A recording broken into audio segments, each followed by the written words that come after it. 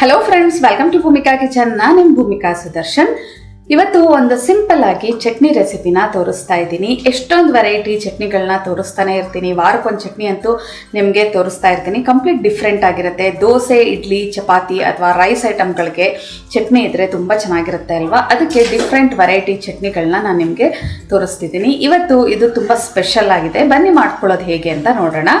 Stove on ಮಾಡಿಕೊಂಡು ಒಂದು ಪಾತ್ರೆ ಒಳಗಡೆ 1 ಕಪ್ ಅಷ್ಟು ನೀರು ಹಾಕೊಂಡಿದ್ದೀನಿ. ಒಂದು 5 ಹಸಿಮೆಣಸಿನ್ಕಾಯಿ ಇದನ್ನು ಬೇಯೋದಕ್ಕೆ ಹಾಕೊಳ್ತೀನಿ. ಇದು ಸಾಫ್ಟಾಗಿ ಚೆನ್ನಾಗಿ ಬೇಯಲಿ.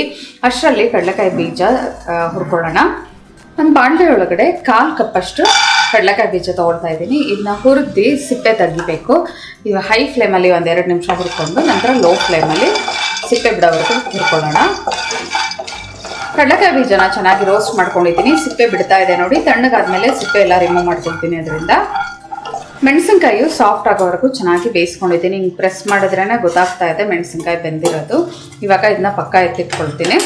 ಮಿಕ್ಸರ್ ಜಾರ್ ಒಳಗಡೆ ಬೇಯಿಸಿರೋ ಅಂಥ ಹಸಿಮೆಣಸಿನ್ಕಾಯಿನ ನೀರೆಲ್ಲ ತೆಗ್ದು ಬರೀ ಹಸಿಮೆಣಸಿನ್ಕಾಯಿ ಹಾಕೋತಾ ಇದ್ದೀನಿ. ಇದು ತುಂಬ ಖಾರ ಇರೋದ್ರಿಂದ ಒಂದು 5 ತೊಗೊಂಡಿದ್ದೀನಿ. ಇಲ್ಲ ಅಂದರೆ ಒಂದು 8ವರೆಗೂ ನೀವು ಹಸಿಮೆಣಸಿನ್ಕಾಯಿನ ಬೇಯಿಸ್ಕೋಬೋದು. 1/4 ಕಪ್ಪು ಕಡಲೆಕಾಯಿ ಬೀಜ ಹುರಿದು ಸಿಪ್ಪೆ ತೆಗ್ದಿರೋ ಅಂಥದ್ದು, 1/4 ಕಪ್ಪು ಹುರ್ಗಡ್ಲೆ, 1/4 ಕಪ್ಪು ಹಸಿ ತೆಂಗಿನ ತುರಿ, ರುಚಿಗೆ ತಕ್ಕಷ್ಟು ಉಪ್ಪು, 1/4 ಟೀ ಸ್ಪೂನು ಜೀರಿಗೆ, ಶುಂಠಿ 1 ಇಂಚು.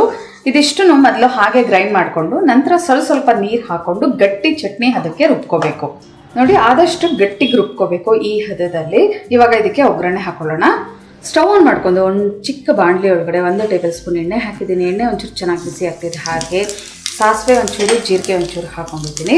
ಇವೆರಡು ಚೆನ್ನಾಗಿ ಚಟಪಟ ಅಂತ ಅಂತಿದ್ದು. ಹಾಗೆ ಒಣಗಿದ ಮೆಣಸಿನ್ಕಾಯಿ 2, ಬ್ಯಾಡಗಿ ಮೆಣಸಿನ್ಕಾಯಿ ಹಾಕೊಳ್ಳಿ, ಒಳ್ಳೆ ಘಮ ಬರುತ್ತೆ.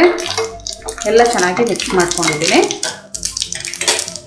ಕರ್ಬೇವಿನ ಸೊಪ್ಪು 1 ಗರಿ,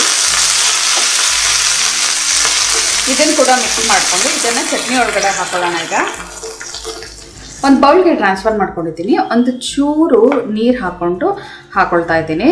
ಇದನ್ನು ನಾನು ಇಡ್ಲಿ ಜೊತೆ ಸರ್ವ್ ಮಾಡ್ತಾ ಇರೋದ್ರಿಂದ ಸ್ವಲ್ಪ ತೆಳು ಮಾಡ್ಕೊಳ್ತಾ ಇದ್ದೀನಿ. ನೀವು ದೋಸೆ ಜೊತೆ ಆದರೆ ಗಟ್ಟಿಗೆ ಉಪಯೋಗಿಸ್ಕೋಬೋದು. ಇದನ್ನು ಗಟ್ಟಿಗೆ ರುಬ್ಬಿಟ್ಕೊಂಡ್ರೆ ನೀವು ಫ್ರಿಜ್ಜಲ್ಲಿ ಸ್ಟೋರ್ ಮಾಡಿಕೊಂಡ್ರೆ 1 ದಿನದವರೆಗೆ ಇದನ್ನು ಸ್ಟೋರ್ ಮಾಡಿಟ್ಕೊಂಡು ಬೇಕಾದಾಗ ಸ್ವಲ್ಪ ತಗೊಂಡು ಒಗ್ಗರಣೆ ಹಾಕೋಬೋದು.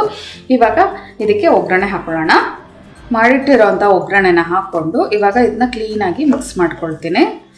ಮಿಕ್ಸ್ ಮಾಡಿಕೊಂಡ್ರೆ ಚಟ್ನಿ ರೆಡಿ ಇದೆ ನೋಡಿ. ಇದನ್ನು ಕಡಲೆಕಾಯಿ ಬೀಜ ಚಟ್ನಿ ಅಂತನಾದರೂ ಅನ್ಬೋದು, ಹುರ್ಗಡ್ಲೆ ಚಟ್ನಿ ಅಂತನಾದರೂ ಅನ್ಬೋದು. ಇದಕ್ಕೆ ಎಲ್ಲನೂ ಮಿಕ್ಸ್ ಈವನ್ ಆಗಿ ಮಿಕ್ಸ್ ಮಾಡಿರೋದ್ರಿಂದ ಟೇಸ್ಟ್ ಅಂತೂ ಎಕ್ಸಲೆಂಟ್ ಆಗಿರುತ್ತೆ. ಇದ್ರ ಸ್ಪೆಷಲ್ ಏನು ಗೊತ್ತಾ, ಹಸಿಮೆಣಸಿನ್ಕಾಯಿನ ನಾವು ಹುರಿದಿಲ್ಲ, ಬೇಯಿಸ್ಬಿಟ್ಟು ಹಾಕೊಂಡಿದ್ದೀವಿ. ಜೊತೆಗೆ ಜೀರಿಗೆ, ಶುಂಠಿ ಹಾಕಿರೋದ್ರಿಂದ ಬೇರೆ ಚಟ್ನಿಗಳಿಗಿಂತ ತುಂಬಾ ಡಿಫ್ರೆಂಟ್ ಆಗಿದೆ. ಒಂದ್ಸಲ ಟ್ರೈ ಮಾಡಿ ಹೇಗಿದೆ ಅಂತ ನನಗೆ ಕಮೆಂಟ್ ಬಾಕ್ಸಲ್ಲಿ ತಿಳಿಸಿ. ಇವತ್ತಿನ ಈ ಸಿಂಪಲ್ ಚಟ್ನಿ ರೆಸಿಪಿ ನಿಮ್ಗೆ ಇಷ್ಟ ಆದರೆ ಲೈಕ್ ಮಾಡಿ, ಶೇರ್ ಮಾಡಿ. ಯಾರೆಲ್ಲ ಇನ್ನು ಭೂಮಿಕಾ ಕಿಚನ್ಗೆ ಸಬ್ಸ್ಕ್ರೈಬ್ ಆಗಿಲ್ಲ ದಯವಿಟ್ಟು ಸಬ್ಸ್ಕ್ರೈಬ್ ಆಗಿ. Thanks for watching.